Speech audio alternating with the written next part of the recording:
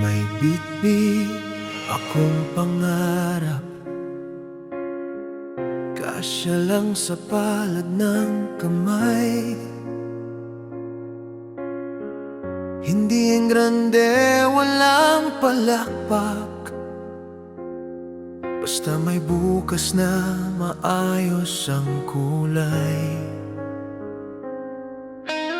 Gusto ko lang ng payapang umaga, kapit konting ngiti sa salamin.